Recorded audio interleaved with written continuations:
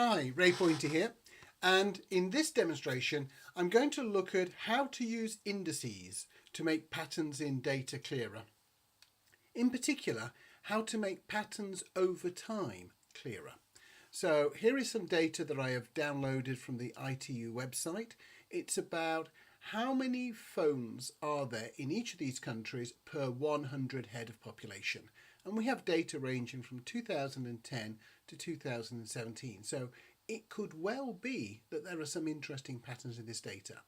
In one of the earlier how-to videos, I showed you how we can change the number of decimal places and use color coding and sorting to make the data more visible.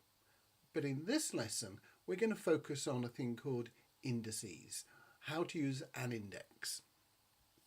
So for this one, we need to duplicate the matrix because we're going to create a new set of data which refers to the old data. So the first thing I've done is I've just copied that piece of information. And what we're going to do is in this cell here, it's equals 100 because that is the key part of an index. It's based on 100. On the value that we're interested in divided by its value in 2010. And we always want it to be 2010. So we put a $sign in front of the B.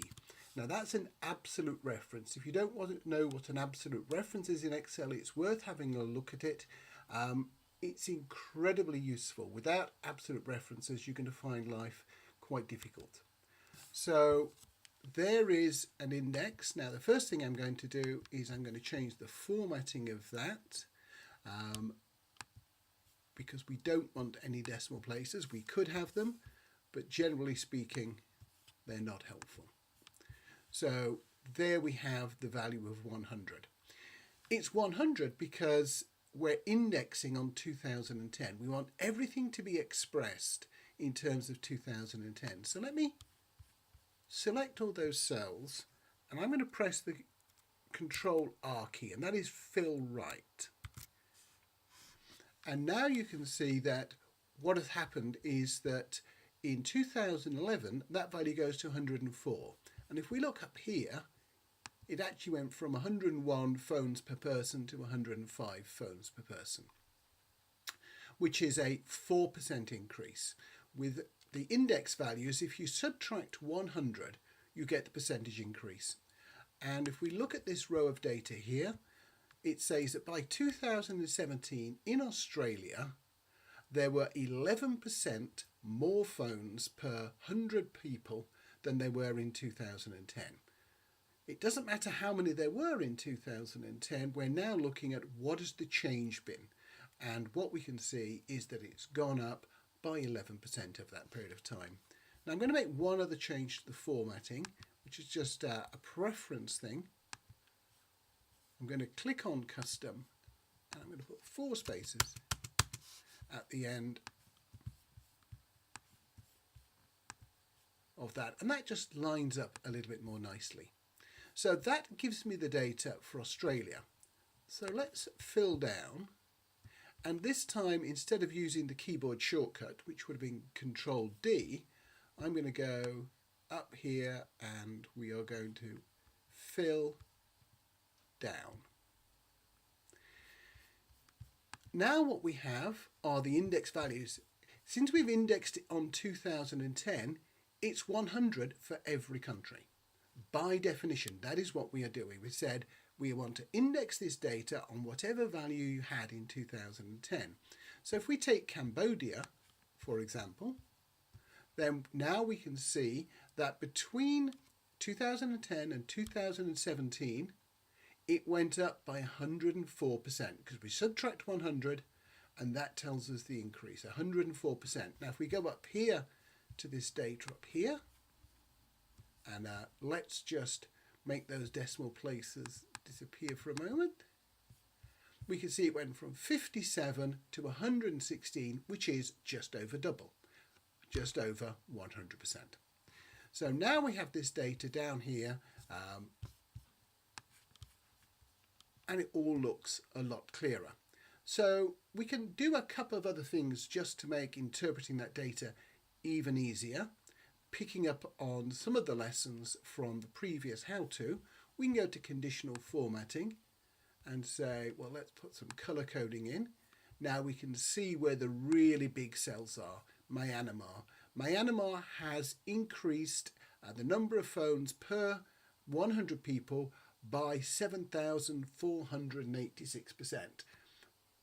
Don't quote that number too closely. You might say by between 7 and 8,000%, because actually there will be an enormous amount of rounding, given that it was nearly 1 per 100 people in the first set of data. There's going to be a lot of wobble in that data, and then when we index it up, it will become more wobbly. So we would probably say, hey, look, it's between 7 and 8,000, just to make ourselves feel comfortable. Now, it'd be nice to sort this data, but if I sort it with all these formulae in it, it's going to lose track. So what I might do is convert all of these formulae into constant values. But what I will do for this example is I will paste it over here, and then I'm going to paste special values, and I'm going to widen that column a little bit so that I can see the information more readily. And now I can select this data and tell it that I want to sort the data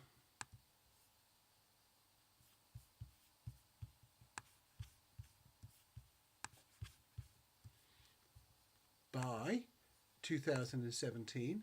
I want to sort it with the largest values at the top. And now what we can see is that, yes, the country that has grown the most, actually we might as well, let's move this a bit further up the page. So I select that, a little hand comes up and I can bring it up here. So Myanmar has really dominated the colour coding, but we've also got some other interesting patterns. So down at the bottom end of the table, we have 4 countries that really haven't changed very much. So Vietnam has the same number of mobile phones per person now, roughly, as it had in 2017, was roughly the same as 2010.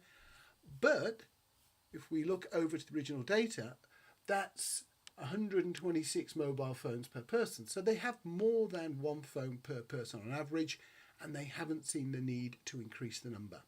So this comes back to some of the interactions between the culture of how many mobile phones does a country need, the infrastructure, and the wealth in the country. And all of that have come together really strongly in Myanmar, Cambodia, and Indonesia, where the number of phones has increased dramatically, and less so in some of the markets where the need to do that is less. So that is how we use indices. Some people will pronounce them indexes. There is no difference between the two. They're both technically correct. Indices are slightly more preferred when dealing with statistical information, which is what we're doing in this case. But nobody should get hung up on the difference between indices and indexes. So hopefully you found this video informative. Please look at the other how-to videos. The library will be growing over time, and there is also a webinar which looks at how to use indices and sorting and decimal places with a range of data, and you may find that useful too.